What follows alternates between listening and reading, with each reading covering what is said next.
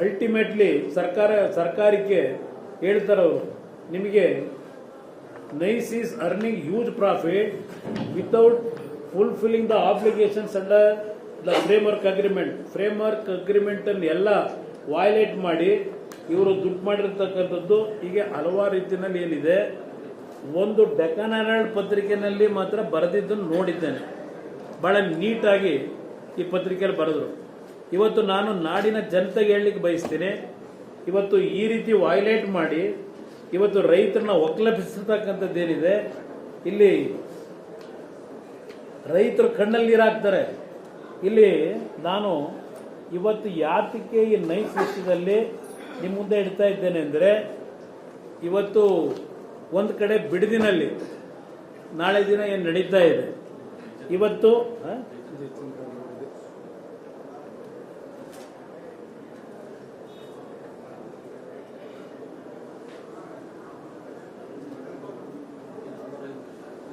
$455 ಇಲ್ಲ, ಇದೆಲ್ಲ ಇರಲಿ. ಜಯಚಂದ್ರ ಅವ್ರಿಗೆ ಒಂದು ಹೇಳಿದ್ದೀನಿ, ಈಗ ಅದಿರಲಿ.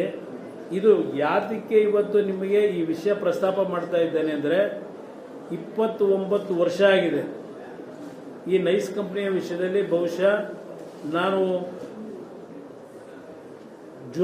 ಜೂನ್ ತಿಂಗಳಿನಲ್ಲಿ 2006 ನಾನು ಮುಖ್ಯಮಂತ್ರಿ ಇದ್ದಾಗ 6/6/2006 ವಿಧಾನಸಭೆ ಕಲಾಪದಲ್ಲಿ ಈ ವಿಷಯವನ್ನು ಪ್ರಸ್ತಾಪ ಮಾಡಿದೆ. ನಾನು ಈ ರಾಜ್ಯದ ಮುಖ್ಯಮಂತ್ರಿ ಇದ್ದಾಗ ಕ್ಯಾಬಿನೆಟ್ನಲ್ಲಿ ಇದನ್ನು ಸ್ಕ್ರಾಪ್ ಮಾಡಬೇಕು ಅಂತಕ್ಕಂಥ ನಿರ್ಧಾರ ಮಾಡೋದು ಈ ಪ್ರಾಜೆಕ್ಟ್ನ ಅವತ್ತೇ ನಾನು 2006. ಆದರೆ ಕೋಯಲೇಷನ್ ಗೌರ್ಮೆಂಟ್ ಇದ್ದಿದ್ದರಿಂದ ನಾನು ಅದನ್ನು ಜಾರಿಗೆ ತರಲಿಕ್ಕೆ ಆಗಲಿಲ್ಲ.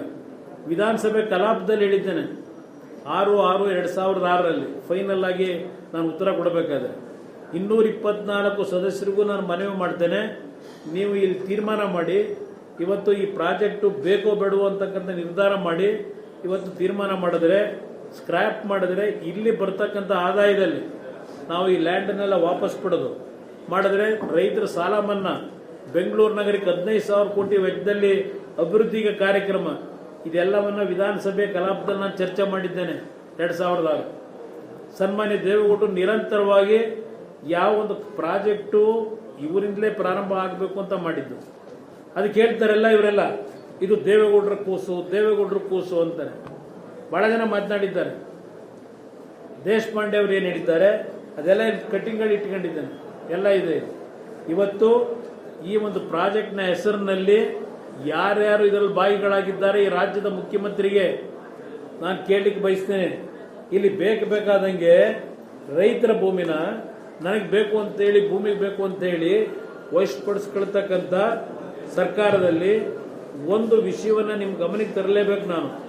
ಯಾಕೆ ಅಂದರೆ ಯಾತಕ್ಕೆ ಈ ರೀತಿ ಆಗ್ತಾ ಇದೆ, ಯಾತಕ್ಕೆ ಇವೆಲ್ಲ ಆಗ್ತಾ ಇರೋದು? ಇಲ್ಲಿ ಇವರಿಗೆ ಇಷ್ಟ ಬಂದಾಗೆ ಮಾಡ್ಕೊಂಡಿರ್ತಕ್ಕಂಥದ್ದಕ್ಕೆ ಹೇಳ್ತೀನಿ. ಇಲ್ಲಿ ಹೊಸಕೆರೆಹಳ್ಳಿ, ಅವತ್ತು ವೀರಭದ್ರ ನಗರ ಹೊಸಕೆರೆಹಳ್ಳಿ ಭಾಗದಲ್ಲಿ ಇದೇ ಪೊಲೀಸ್ನ ಕಳಿಸಿ ಸರ್ಕಾರ ಮನೆಗಳನ್ನೆಲ್ಲ ಬುಲ್ಡೋಸ್ ಮಾಡಿದ್ರು. 20-30 ಸೈಟ್ ಮನೆ ಕಟ್ತಕ್ಕಂಥವ್ರನ್ನ ಅವ್ರನ್ನೆಲ್ಲ ಒಕ್ಕಲೆಬ್ಸಿದ್ರು. ನನಗೆ ಆ ಭೂಮಿ ಬೇಕು ಅಂತ ಕೇಳ್ದಂಗೆ ಸ್ವೇಚ್ಛಾಚಾರ ಮಾಡಿಕೊಟ್ರು ಹಿಂದೆ ಇದ್ದಂಥ ಸರ್ಕಾರಗಳು. ಇವತ್ತು ಅಟ್ಲೀಸ್ಟ್ ಸುಪ್ರೀಂ ಕೋರ್ಟ್ನ ಜಡ್ಜ್ಮೆಂಟ್ ಬಂದಿದೆಯಲ್ಲ, ಈ ಮುಖ್ಯಮಂತ್ರಿಗಳಿಗೆ ಕೇಳಲಿಕ್ಕೆ ಬಯಸ್ತೇನೆ, ಏನು ತೀರ್ಮಾನ ಮಾಡ್ತೀರಿ? ಇವತ್ತು ನಿಮ್ಮ ಸರ್ಕಾರದಲ್ಲಿ ಹೇಳಿದ್ರಿ, ಯಾರಾದರೂ 1 ನಯಾ ಪೈಸಾ, 1 ರೂಪಾಯಿ ನಿಮ್ಮ ಹತ್ರ ಲಂಚ ಕೇಳಿದ್ರೆ ಫೋನ್ ಮಾಡಿ ಅಂತ ಹೇಳಿದ್ರು. 1 ರೂಪಾಯಿ ಲಂಚ ಕೇಳಿದ್ರೆ ಫೋನ್ ಮಾಡಕ್ಕೆ ಹೇಳಿದ್ರಲ್ವಾ ಮುಖ್ಯಮಂತ್ರಿಗಳು? ಇದಕ್ಕಿಂತ ಬೇಕಾ ಭ್ರಷ್ಟಾಚಾರ? ಇದಕ್ಕಿಂತ ಬೇಕಾ ದರೋಡೆ ನಡೆದಿರೋದು? ಏನು ಮಾಡ್ತೀರಿ? ಉತ್ತರ ಕೊಡಿ ನಮಗೆ.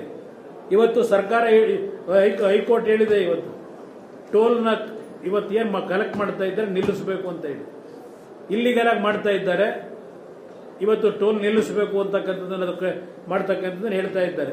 ಸರ್ಕಾರಕ್ಕೆ ಒಂದು ಲೆಟರ್ ಬರೀತೀನಿ, ಇವತ್ತು ನಿಮ್ಮ ಮುಂದೆ ಹೇಳ್ತಾ ಇದ್ದೇನೆ.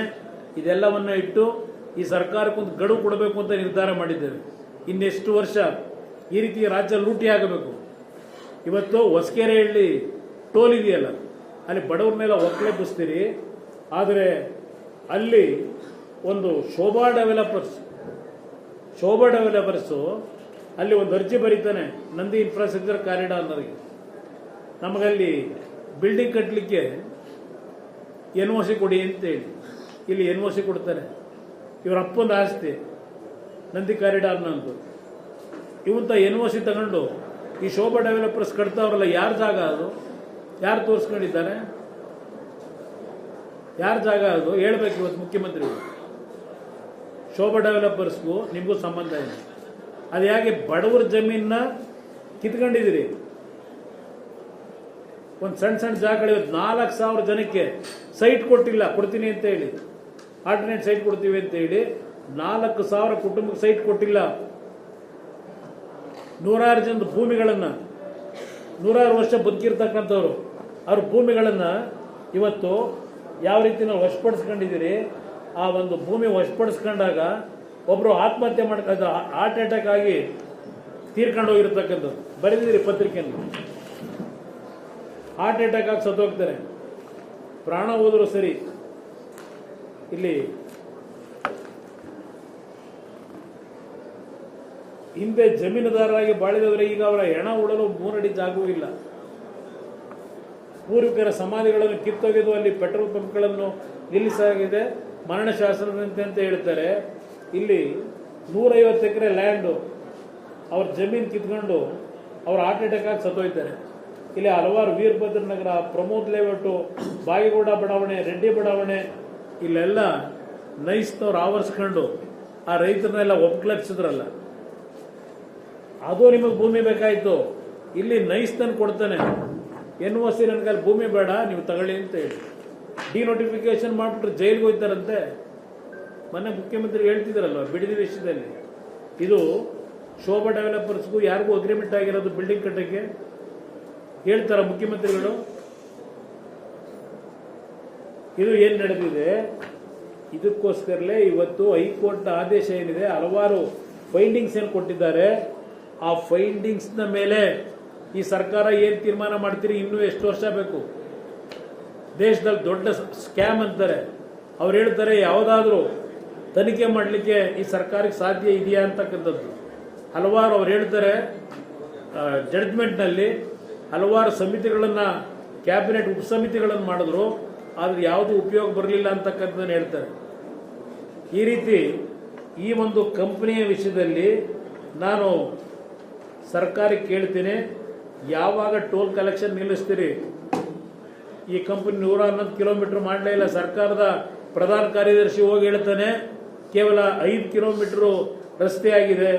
ಇದನ್ನ ಸರ್ಕಾರದ ಅಧಿಕಾರಿ ಇವತ್ತು ಕೋರ್ಟ್ ಮುಂದೆ ಹೇಳಿರ್ತಕ್ಕಂಥದ್ದೇನಿದೆ, ಮುಖ್ಯ ಕಾರ್ಯದರ್ಶಿ 111 ಕಿಲೋಮೀಟರ್ ಎಕ್ಸ್ಪ್ರೆಸ್ವೇ ಪೈಕಿ ಕೇವಲ 5 ಕಿಲೋಮೀಟರ್ ಮಾತ್ರ ನಿರ್ಮಾಣವಾಗಿದೆ ಎಂಬುದನ್ನು ಒಪ್ಪಿಕೊಂಡಿರುವ ಪ್ರಮಾಣ ಪತ್ರವನ್ನು 28 ಜುಲೈ 26ರಂದು, ಅಂದರೆ ತೀರ್ಪು ಪ್ರಕಟವಾಗುವ ಒಂದು ದಿನ ಮೊದಲು ಪ್ರಸ್ತುತ ಸರ್ಕಾರದ ಅವಧಿಯಲ್ಲಿದ್ದ ಹೆಚ್ಚುವರಿ ಮುಖ್ಯ ಕಾರ್ಯದರ್ಶಿ ಅಂಜುಮ್ ಪರ್ವೇಜ್ ಅವರು ಸಲ್ಲಿಸವರೆ ಕೋರ್ಟ್ ಮುಂದೆ. ಅದರಿಂದ ಈ ಒಂದು ಫ್ರೇಮ್ವರ್ಕ್ನ ಒಪ್ಪಂದಡಿ ಜಾರಿಗೊಂಡಿರ್ತಕ್ಕಂಥ ಎಲ್ಲ ವೈಲೇಟ್ ಮಾಡಿ ಇವತ್ತು ಅವರು ಟೋಲ್ ಕಲೆಕ್ಟೇ ಮಾಡಾಗಿಲ್ಲ. ನಿಮ್ಮ ಫ್ರೇಮ್ವರ್ಕ್ ಅಗ್ರಿಮೆಂಟ್ ಪ್ರಕಾರ ಹಗಲು ದರೋಡೆ ನಡೀತಾ ಇದೆ. ಬೆಂಗಳೂರಿನ ನಾಗರಿಕರಿಗೆ ನಾನು ಮನವಿ ಮಾಡ್ತೇನೆ, ಯಾವುದೇ ಕಾರಣಕ್ಕೂ ಟೋಲನ್ನು ಕಟ್ತಕ್ಕಂಥದ್ದನ್ನು ನಿಲ್ಲಿಸಿ. ಇವತ್ತು ಸರ್ಕಾರಕ್ಕೆ ನಾನು ಪತ್ರ ಬರೆದ ಎಚ್ಚರಿಕೆ ಕೊಡಲಿಕ್ಕೆ ತೀರ್ಮಾನ ಮಾಡಿದ್ದೇವೆ. ಈ ತೀರ್ಪಿನ ಪ್ರಕಾರ ಇವತ್ತೇನಿದೆ, ಜಾಣ ಮೌನಕ್ಕೆ ಏನು ಒಳಗಾಗಿದ್ದೀರಿ? ಕೃಷ್ಣ ಬೈರೇಗೌಡ್ರೆ, ಇಲ್ಲೆಲ್ಲೋ ಬೀದಿ ಬದಿ ವ್ಯಾಪಾರಿಗಳಿಂದ ಏನೋ ಆಕ್ಸಿಡೆಂಟ್ ಆಗಿ ಜನ ಸತ್ತೋಗ್ಬಿಡ್ತಾರೆ ಅಂತ ಹೇಳಿ 2 ಹೊತ್ತಿನ ಊಟಕ್ಕೆ ಕಷ್ಟಪಟ್ಟು ಜೀವನ ಮಾಡ್ತಕ್ಕಂಥವ್ರನ್ನ ಹೊಟ್ಟೆ ಹೊಡೆದಿದ್ದೀರಿ. ಹೊಟ್ಟೆ ಮೇಲೆ ಹೊಡೆದು ಅವ್ರನ್ನ ಬೀದಿಗೆ ತಂದು ಹಾಕಿದ್ರಿ. ಏನೋ ಎಲ್ಲ ಫುಟ್ಪಾತ್ ಕ್ಲೀನ್ ಮಾಡ್ತೀವಿ ಅಂತ ಹೇಳಿ, ಫುಟ್ಪಾತ್ ಕ್ಲೀನ್ ಮಾಡ್ತೀವಿ ಅಂತ ಹೇಳಿ. ಇದನ್ನ ಯಾವಾಗಪ್ಪ ಕ್ಲೀನ್ ಮಾಡೋದು ಕೃಷ್ಣ ಬೈರೇಗೌಡ್ರೆ? ಇದನ್ನ ಯಾವಾಗ ಕ್ಲೀನ್ ಮಾಡ್ತೀರಿ? ಇವ್ರು ಮಾಡಿರ್ತಕ್ಕಂಥ ಹಲವಾರು ರೈತರು ಭೂಮಿನ ಲಪಟಾಯಿಸಿರ್ತಕ್ಕಂಥದ್ದಕ್ಕೆ, ಇಲ್ಲಿಗಲ್ ಆಗಿ ಟೋಲ್ ಕಲೆಕ್ಟ್ ಮಾಡ್ತಾ ಇರೋದಕ್ಕೆ, ಸ್ಮಶಾನಗಳನ್ನು ಇವತ್ತು ಲ್ಯಾಂಡ್ ಡೆವಲಪರ್ಗೆ ಮಾರಿರೋದಕ್ಕೆ, ಕೆರೆ ಕಟ್ಟೆ ನುಂಗಾಕಿರೋದಕ್ಕೆ ಏನಪ್ಪ ಆಕ್ಷನ್ ತಗೋತೀರಿ? ಇಲ್ಲಿ ಬಡವರ ಮೇಲೆ ಇದೆಲ್ಲ ಕಾರಿಗೆಲ್ಲ ಪಾರ್ಕ್ ಮಾಡಿದ್ರೆ ಅಲ್ಲೆಲ್ಲ ಕಾರ್ ಎತ್ತಿಸ್ತಾರಂತೀಗ. ಇದಪ್ಪ ಮಾಡಬೇಕಾಗಿರೋದು ನೀವು. 1000 ಕೋಟಿ, 20,000 ಎಕರೆ ಭೂಮಿ, ಎಲ್ಲಿದೆ ನೈಸ್ ರಸ್ತೆ? ಇವತ್ತು ಅವರಿಗೆ ಯಾವುದೇ ಕಾರಣಕ್ಕೂ ಈ ಸರ್ಕಾರದಲ್ಲಿ ನೀವೇನು ಕೊಡ್ತಾ ಇದ್ದೀರಿ ಬೆಂಬಲ? ಯಾವ ಕಾರಣಕ್ಕೆ ಕೊಡ್ತಾ ಇದ್ದೀರಿ? ಎಲ್ಲಿ ಯಾತಕ್ಕೆ ಮೌನಿಗೆ ಶರಣಾಗಿದ್ದೀರಿ? ಬಡವರ ಮೇಲೆ ನೀವು ಗದಾಪ್ರಹಾರ ಮಾಡ್ತೀರಿ. ಇವತ್ತು ಡೇ ಲೈಟ್ ರಾಬರಿ ಅಂತ ಹೇಳಿದ್ದಾರೆ. ದೇಶದ ಇತಿಹಾಸದಲ್ಲಿ ಇಂಥ ಒಂದು ಸ್ಕ್ಯಾಮ್ ನೋಡಕ್ ಸಾಧ್ಯ ಇಲ್ಲ ಅಂತ ಹೇಳ್ತಾರೆ. ಉತ್ತರ ಕೊಡಿ ಇದಕ್ಕೆ. ಉತ್ತರ ಯಾವಾಗ ಕೊಡ್ತೀರಿ? ಮುಖ್ಯಮಂತ್ರಿಗಳು ಏನು ಬಹಳ ₹1 ಯಾರಾದರೂ ಅಧಿಕಾರಿಗಳು ಲಂಚ ಕೇಳಿದ್ರೆ ಫೋನ್ ಮಾಡಿ, ನನಗೆ ಫೋನ್ ಮಾಡಿ. ಇದೇನು ಹೇಳ್ತಾ ಇದ್ದೀರಿ? ಇನ್ನೊಂದು ಬಿಡದಿ ವಿಷಯದಲ್ಲಿ ನಾಳೆ ನಮ್ಮ ಪಕ್ಷದ ವತಿಯಿಂದ ಪಾದಯಾತ್ರೆ ಇದೆಯಲ್ಲ, ಸನ್ಮಾನ್ಯ ಮುಖ್ಯಮಂತ್ರಿಗಳೇ, ನಿಮ್ಮ ಸಮಿತಿ ನೀವು ಇದ್ದೀರಪ್ಪ, ಕಾಂಗ್ರೆಸ್ನ ಸತ್ಯಶೋಧನಾ ಸಮಿತಿ 2006ರಲ್ಲಿ ಮಾಡಿದ್ರು. ಇದೇ ಮಲ್ಲಿಕಾರ್ಜುನ್ ಖರ್ಗೆ ಅವರು ಸತ್ಯಶೋಧನಾ ಸಮಿತಿಲಿ ಯಾರ್ಯಾರು ಅವ್ರು ನೋಡಿ ಫೋಟೋ ಹಾಕೊಂಡು ಪಾಪ ಡೈರೆಕ್ಷನ್ ಕೊಟ್ಟರು. ಮಲ್ಲಿಕಾರ್ಜುನ್ ಖರ್ಗೆ ಅವರು, ಸೋನಿಯಾ ಗಾಂಧಿ ಅವರು ಸತ್ಯಶೋಧನಾ ಸಮಿತಿ ಕಾಂಗ್ರೆಸ್ ಪ್ರದೇಶ ಕಮಿಟಿಯಿಂದ ಮಾಡಿದ್ರಲ್ಲ. ಇಲ್ಲಿ ಯಾರ್ಯಾರಿದ್ದೀರಪ್ಪ ಸಮಿತಿಲಿ? ಮುಖ್ಯಮಂತ್ರಿಗಳೇ, ಇಲ್ಲಿ ನೋಡಿ, ಸತ್ಯಶೋಧನಾ ಸಮಿತಿಯ ಸದಸ್ಯರುಗಳು ಕಾಗೋಡು ತಿಮ್ಮಪ್ಪ ಅಧ್ಯಕ್ಷರು, D K Shivakumar, BL Shankar, A Krishnappa, Ramalinga Reddy, HM Revanna, KJ George, Sudarshan, Kodandaramaiah, 20 ಜನದ ಮಾಡವರ, 23 ಜನದ ಸಮಿತಿ 2006ರಲ್ಲಿ. ಯಾವಾಗ ನಮ್ಮ ಸರ್ಕಾರ ಇತ್ತು, ಯಾವಾಗ ನಮ್ಮ ಸರ್ಕಾರದಲ್ಲಿ ಅವತ್ತು ಕೆಲವು ತೀರ್ಮಾನ ಮಾಡ್ಲಿಕ್ಕೆ ಹೋದೋ, ನಾವೇನೋ ರಾಜ್ಯದಾದ್ಯಂತ ರೈತರ ಭೂಮಿನೆಲ್ಲ ಇವತ್ತೆಲ್ಲ ಕೈಗಾರಿಕೆಗಳು ಅದಕ್ಕೆ ಅಂತ ಮಾಡಕ್ಕೆ ಹೊರಟುಬಿಟ್ಟವ್ರೆ ಅಂತೇಳಿ ಮಾಡಿದ್ರಲ್ಲ ಸತ್ಯಶೋಧನಾ ಸಮಿತಿ. ಏನು ಹೇಳಿದಿರಪ್ಪ ಅವತ್ತು? ಆ ಸಮಿತಿ ಒಳಗೆ ನೀವು ಬಿಡದಿಗೆ ಹೋಗಿದ್ರೋ ಇಲ್ಲ ನೀವು ಇಲ್ಲದೆ ಮಾಡಿದ್ರೋ ಇದನ್ನ ಸಮಿತಿ ವರದಿನ? ಅವತ್ತು ಹೇಳಿದ್ರಲ್ಲ. ಏನು ಹೇಳ್ತಾರೆ ಇಲ್ಲಿ? ನಂದು ಒಂದು ಸಭೆ ಆಗಿದೆ 23/6/2006 ನಾನು ಮುಖ್ಯಮಂತ್ರಿ. ಆ ಸಭೆಯಲ್ಲಿ ಒಂದು ನಡಾವಳಿ ಉಪನಗರಗಳನ್ನು ಮಾಡಲಿಕ್ಕೆ ಏನೇನು ಗೈಡ್ಲೈನ್ಸ್ ಇರಬೇಕು ಅಂತ ಮಾಡಿದ್ದೇನೆ. ಇದನ್ನು ಮಾಡಿರ್ತಕ್ಕಂಥದ್ದು ನಾನು. ಇಲ್ಲಿ ಅದೆಲ್ಲ ಇರಲಿ, ನಡಾವಳಿ ಮಾಡಿರೋದು. ಇವರು ಹೋದ್ರಲ್ಲ ಬಿಡದಿಗೆ ಹೋದ್ರಲ್ಲ, ಬಿಡದಿಲಿ ಏನು ಹೇಳಿದ್ದಾರೆ ಶಿವಕುಮಾರ್ ಅವರೇ? ಈಗಲ್ಲಿ ಏನೋ ಅದು ಎಂಥದ್ದು ಇಂಟರ್ನ್ಯಾಷನಲ್ ಮಾಡ್ತೀರಂತಲ್ಲ, ಸ್ಟ್ಯಾಂಡರ್ಡ್ ಮಾಡಕ್ಕೆ ಹೊರಟಿದ್ರಲ್ಲಪ್ಪ, ಹಾಗೇನು ಹೇಳಿದಿರಿ? ಇಲ್ಲಿ ಹೇಳ್ತಾರೆ, ಇವ್ರು ಹೋದಾಗ ನೋಡಿದ್ದೀವರು, ಈ ಉಪನಗರದ ವ್ಯಾಪ್ತಿಯಲ್ಲಿ ಖಾಸಗಿ ಜಮೀನು 6,959 ಎಕರೆ, ಸರ್ಕಾರಿ ಜಮೀನು 2,725 ಎಕರೆ, ಒಟ್ಟು 9,684 ಎಕರೆ ಪ್ರದೇಶವನ್ನು ಒಳಗೊಂಡಿರುತ್ತದೆ. ಈ ಪ್ರದೇಶ ಒಟ್ಟು 18,417 ಜನಸಂಖ್ಯೆ ಹೊಂದಿದೆ. 3,000 ಮನೆಗಳು ಇರುವುದಾಗಿ ಕಂಡು ಬಂದಿದೆ. 1,56,000 ತೆಂಗಿನ ಗಿಡಗಳು, 48,000 ಅಡಿಕೆ ಗಿಡಗಳು, 28,275 ಮಾವಿನ ಮರಗಳು, 6,003 ಹುಣಸೆ ಮರ, 48,000 ತೇಗದ ಮರ, 13,404 ಬೇವಿನ ಮರ, 34,813 ಇತರೆ ಮರಗಳು ಈ ವ್ಯಾಪ್ತಿಯಲ್ಲಿ ಬೆಳೆದಿರುತ್ತದೆ. ಅಷ್ಟೇ ಅಲ್ಲದೆ 1,130 ಎಕರೆ ರಾಗಿ, 716 ಎಕರೆ ಭತ್ತ, 484 ಎಕರೆ ಕಬ್ಬು, 248 ಎಕರೆ ತರಕಾರಿ, 661 ಎಕರೆ ರೇಷ್ಮೆ, 227 ಎಕರೆ ಬಾಳೆ ಬೆಳೆ. ಇದು ನೀವು ಕೊಟ್ಟಿರೋದಪ್ಪ ಶಿವಕುಮಾರ್ ಅವರೇ, ನೀವು ಕೊಟ್ಟಿರೋ ರಿಪೋರ್ಟ್ ಇದು 2006ರಲ್ಲಿ. ಹೇಳ್ತಾರೆ, ಈ ಉಪನಗರದ ವ್ಯಾಪ್ತಿಗೆ ಬರುವ ಗ್ರಾಮಗಳಿಗೆ ಸಮಿತಿಯು ಭೇಟಿ ನೀಡಿ ಆ ಸಂದರ್ಭದಲ್ಲಿ ಸಾರ್ವಜನಿಕ ಸಭೆಯಲ್ಲಿ ರೈತರು, ಕೂಲಿ ಕಾರ್ಮಿಕರು ಹಾಗೂ ಸಾರ್ವಜನಿಕರೊಂದಿಗೆ ಸಮಾಲೋಚಿಸಿ ಅವರ ಅಭಿಪ್ರಾಯವನ್ನು ಸಂಗ್ರಹಿಸಲಾಯಿತು. ಕೆಲವು ಜಮೀನುಗಳಿಗೆ ಖುದ್ದು ಭೇಟಿ ನೀಡಿ ತೆಂಗಿನ ತೋಟ, ತರಕಾರಿ ತೋಟಗಳನ್ನು ವೀಕ್ಷಿಸಿ ಕಾರ್ಯನಿರತ ಕೃಷಿಕರೊಂದಿಗೆ ಸಂವಾದ ನಡೆಸಿ ಮನವರಿಕೆ ಮಾಡಿಕೊಳ್ಳಲಾಯಿತು ಅಂತ ಹೇಳಿದ್ರು. ಈ ಉಪನಗರದ ವ್ಯಾಪ್ತಿಗೆ ಬರುವ ಇಡೀ ಪ್ರದೇಶ ಅತ್ಯಂತ ಫಲವತ್ತಾಗಿದ್ದು, ನೀರಾವರಿ ಬೆಳೆ ಮತ್ತು 2 ಬೆಳೆಗಳನ್ನು ಬೆಳೆಯುವ ಪ್ರದೇಶವಾಗಿದ್ದು, ಜೊತೆಗೆ ಹೈನುಗಾರಿಕೆ, ಕುರಿ ಸಾಗಣೆ, ರೇಷ್ಮೆ ಹುಳು ಸಾಕಾಣಿಕೆ ವ್ಯಾಪಕ ಕಾರ್ಯಕ್ಷೇತ್ರವಾಗಿರುತ್ತದೆ. ಇದಲ್ಲದೆ ತೋಟಗಾರಿಕೆಯು ಸಾಕಷ್ಟು ಸಮೃದ್ಧವಾಗಿದ್ದು, ಪಶು ಸಂಪತ್ತು ಮತ್ತು ಕುರಿ ಸಂಪತ್ತು ಕೂಡ ಸಾಕಷ್ಟಿರುತ್ತದೆ. ಈ ಪ್ರದೇಶವು ಬೆಂಗಳೂರು ಮಹಾನಗರ ಪಾಲಿಕೆ ವ್ಯಾಪ್ತಿಯಿಂದ ಕೇವಲ 25 ಕಿಲೋಮೀಟರ್ ದೂರದಲ್ಲಿದೆ. ಇದು ಶಿವಕುಮಾರ್ ಅವರು ಸದನ ಸಮಿತಿಯ ಮೆಂಬರ್ ಆಗಿ ಅವತ್ತು ನಮ್ಮ ತೀರ್ಮಾನಕ್ಕೆ ಕೊಟ್ಟಂತ ಒಂದು ಸತ್ಯ ಶೋಧನಾ ಸಮಿತಿ ಶಿವಕುಮಾರ್ ಕೊಟ್ಟಿರೋದು.